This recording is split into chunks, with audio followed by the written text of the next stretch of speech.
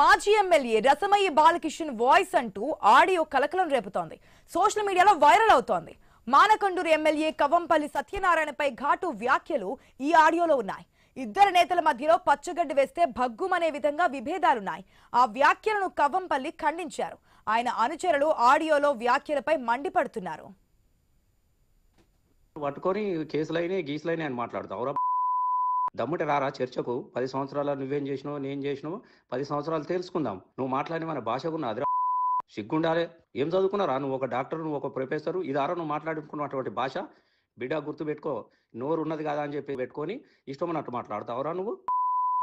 ఇదే నేర్పి రాదురా నీ తల్లి. మున్సిపల్లో పనిచేసి చదివిపించింది. ఇంకొకసారి పిచ్చి పిచ్చి ఇది పెట్టుకో. ఈ మెసేజ్ నీ రేవంత్ రెడ్డి పెడదాం పాటు. సిగ్గుండాలే.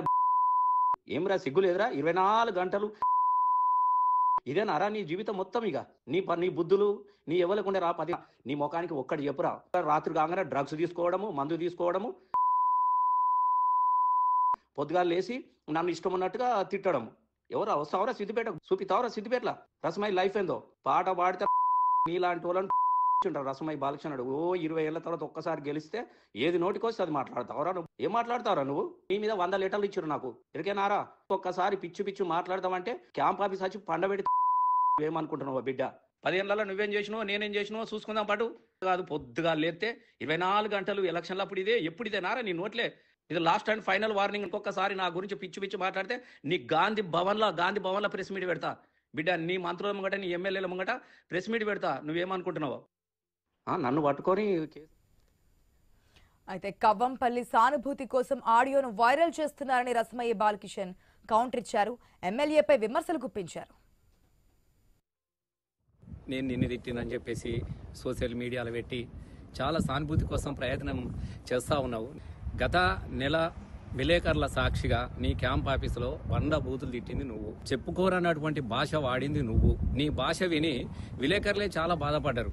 అటు విలేకరులను కూడా వార్తలు ఎట్లా రాస్తారని వాళ్ళని బెదిరిస్తేవి, పోస్ట్ మేట్లను తిడితివి, నన్ను తిడితివి, ఇష్టం ఉన్నట్టు. అసలు మనిషి అన్నటోడు ఎవ్వడు కూడా ఆ భాష మాట్లాడు. ఇది ఎవరు రికార్డు చేసిరు అని చెప్పేసి విలేకరుల మీద కేసులు. ఎందుకంటే ఆ రోజు సిఐ గారికి నువ్వు మాట్లాడినటువంటి నీ ముద్దు భాష నేను సిఐ గారికి నేనే పంపించాను. సిఐ గారు ఎస్ఐ గారికి పంపించారు. ఎస్ఐ గారు నీ చిన్న ఎమ్మెల్యే మురళి గారికి పంపిస్తే వాళ్ళ మీద కూడా ఎంక్వైరీ చేసి ఎవరు రికార్డింగ్ చేసిరో వాళ్ళ మీద కేసులు పెట్టాలని నీ కెమెరాలన్నీ తీసి సర్వ ప్రయత్నాలు చేసినావు. నువ్వు ఇట్లాంటి భాష మాట్లాడదన్న ఉద్దేశంతో నేను పెట్టినాను తప్ప నీకు అవి తిట్లుగా అనిపిస్తే నేనేం చేయలేను. కవంపల్లి తెలంగాణ రాజకీయాల్లో మరొక హాట్ టాపిక్ గా మారింది ఏదైతే Rasamayya Balakishan ex MLA voice అయితే ఆడియో మనం ఇందాక విన్నామో. చాలా బీప్ సౌండ్స్ అయితే వచ్చాయి. మరి ఇది ఎంతవరకు వెళ్తుంది, కవంపల్లి రియాక్షన్ ఏంటి, ఇవన్నీ కూడా చూద్దాం. మా ప్రతినిధి ప్రశాంత్ సిద్ధంగా ఉన్నారు. Right, good morning Prashant. మరొక న్యూస్ వైరల్ అవుతోంది తెలంగాణ పాలిటిక్స్లో.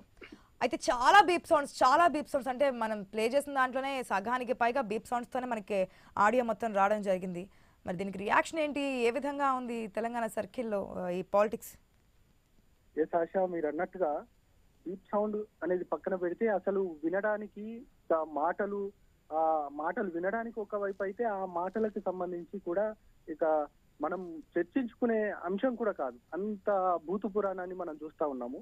నిజంగా ఒకవైపు మాజీ ఎమ్మెల్యే, మరొక వైపు ఇప్పుడు ప్రస్తుత ఎమ్మెల్యే ఒక ఉన్నత పదవులలో ప్రజలు ఎన్నుకున్న వ్యక్తులుగా ఉన్నారు. కానీ ఇద్దరు ఆ హోదాలను మరిచి ఒకరిపైన ఒకరు దూషణల పర్వం మాత్రం కొనసాగుతుంది. అది పూర్తిగా ఒకరు ఈ ఆడియోలో ఖచ్చితంగా పూర్తిగా మమ్మల్ని మార్చి ఈ ఆడియోను రిలీజ్ చేశారనేది ఒకరు చెప్తా ఉంటే, మరొకరు ఖచ్చితంగా ఇది సానుభూతి కోసమే ఇట్లాంటివి మీ పార్టీ నాయకులే అలచల్ చేశారనేది కూడా ప్రధానంగా విమర్శలు. కానీ ఈ వ్యక్తిగత విమర్శలు, వ్యక్తిగత హోదాను మర్చి మాత్రం బహిర్గతంగా మాట్లాడుకోవడం చాలా ఇప్పుడు తెలంగాణ సమాజం మొత్తం కొంత ఆలోచిస్తుంది. దీనికి పెద్ద ఎత్తున చర్చిస్తుంది. అసలు సభ్య సమాజానికి సంబంధించి ప్రధానంగా ఈ ఇద్దరు ఎమ్మెల్యేల విషయం పైన, ఒకవైపు మాజీ ఎమ్మెల్యే, ఇప్పుడున్న ఎమ్మెల్యే కవంపల్లి, ఈ సంబంధించి ఈ ఇద్దరి హాట్ టాపిక్ మాత్రం పెద్ద ఎత్తున చర్చకు వస్తుంది.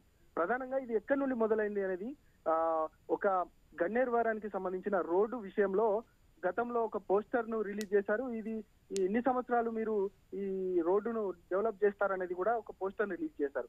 దాంట్లో కవంపల్లి కామలీలల కవంపల్లి అంటూ కూడా ఆ పోస్టర్ రిలీజ్ చేసిన సందర్భం తర్వాత రాసలీలల రసమయ అనేది కూడా ఒకరిపైన ఒకరు పోస్టర్ కలకలం రేపింది. అప్పటి నుండి మొదలైన వ్యక్తిగత వైర్యం ఇప్పటి వరకు రామ్లీలకు సంబంధించిన దాంట్లో ₹1 కవంపల్లి వసూలు చేసి దగ్గరే పెట్టుకున్నాడు అనేది కూడా ప్రధానంగా రసమై బాలకిషన్ ఈ యొక్క పూర్తిగా ఆయన పైన విమర్శలు చేశారు. ఆ తర్వాత జరిగిన పరిణామాలు ఇప్పటి వరకు ఒకరిపైన ఒకరు వ్యక్తిగత దూషణలు, తర్వాత కొంతమంది మీడియా ప్రతినిధులు పూర్తిగా ఏ విషయాన్ని తెలియకుండా రసమై పైన సానుభూతం రాస్తున్నారనేది కూడా కవంపల్లి పిలిచి ఇటు రసమైని వ్యక్తిగతంగా తన ఫ్యామిలీని ఉద్దేశించి మాట్లాడారని కూడా రసమయ్య ఒక ఆడియోని రిలీజ్ చేశారు.